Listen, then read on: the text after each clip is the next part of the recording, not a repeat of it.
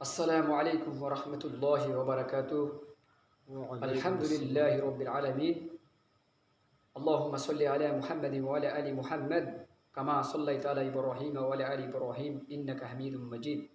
আল্লাহুম্মা বারিক আলা মুহাম্মাদিন ওয়া আলা আলি মুহাম্মাদ কামা বারাকতা আলা ইব্রাহিম ওয়া আলা আলি ইব্রাহিম ইন্নাকা হামিদুম মাজিদ।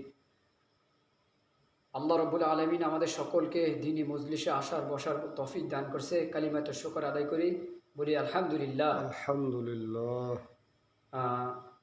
আমাদের নবী মুহাম্মদ সাল্লাল্লাহু আলাইহি ওয়াসাল্লাম শেষ জামানার কিছু হাদিস বলছেন, সে নিয়ে আলোচনা করব। আল্লাহ যেন তৌফিক দান করে, আমিন। তিনি বলছেন শেষ জামানায় হারাজ বেড়ে যাবে। হারাজ সাহাবাইকেরা আমরা বলছেন, ইয়া রাসূলুল্লাহ হারাজ কি? তিনি বলছেন হত্যাকাণ্ড বাড়বে, রিবা বেড়ে যাবে, রিবা। সাহাবাইকেরাম বলছে, ইয়া রাসূলুল্লাহ রিবা কি? রিবা তো আমরা বুঝলাম না। তিনি বলছেন রিবা অর্থ সুদ বেড়ে যাবে, হত্যাকাণ্ড বাড়বে, সুদ বেড়ে যাবে। এমনকি এই হাদিসটা অনুধাবন করেন যে শেষ জামানায় সে এক সময় পায়ে একটা স্যান্ডেল কেনার ক্ষমতা তার ছিল না। সে এই জমানায় এসে উঁচু উঁচু বিল্ডিং নির্মাণ করবে। এমনকি তারা উঁচু উঁচু বিল্ডিং নির্মাণ করার পরে এই টাকাগুলা হারামের টাকা, এমনকি রিবার টাকা হবে। এই শেষ জমানায় আল্লাহ নবী এই কথাগুলো বলছে, এ সারা দুনিয়া ম্যাসাকার অবস্থা হয়ে যাবে।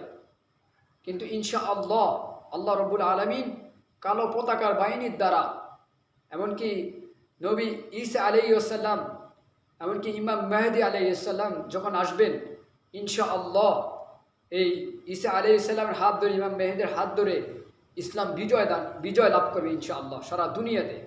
এখন তো মুসলমান শুধু মার খাচ্ছে, ইনশাআল্লাহ ইসলামের বিজয় আল্লাহ রাব্বুল আলামিন আল্লাহ পাকের পবিত্র হাতে দান করবেন। এই জন্য ভাই, আমরা সকলে মিশে একসাথে, সবাই মিশে কে কোন দল করি সে কোনো বিষয় না ভাই, কোন মাযহাব করে বিষয় না। দল মত নির্বিশেষে আমরা আল্লাহ নবী সাল্লাল্লাহু আলাইহি ওয়াসাল্লামের সুন্নাহ অনুযায়ী চলার চেষ্টা করি। এমনকি সবাই একসাথে হয়ে, সারা পৃথিবীর সমস্ত মুসলিম উম্মাহ একসাথে হয়ে আমরা দিনকে বিজয় লাভ করি। আপনি যখন মারা যাবেন, যখন দুনিয়া থেকে চলে যাবেন, আল্লাহ তখন নেতা সহকারে ডাক দিবে। সেদিন যদি আপনার নেতা মুহাম্মদ সাল্লাল্লাহু আলাইহি ওয়াসাল্লাম না হয়ে অন্য কেউ হয়, তাহলে আপনি ধরা খেয়ে যাবেন। এই জন্য প্রিয় ভাই, নবী মুহাম্মদ সাল্লাল্লাহু আলাইহি ওয়াসাল্লামের সুন্নাহ অনুযায়ী চলেন।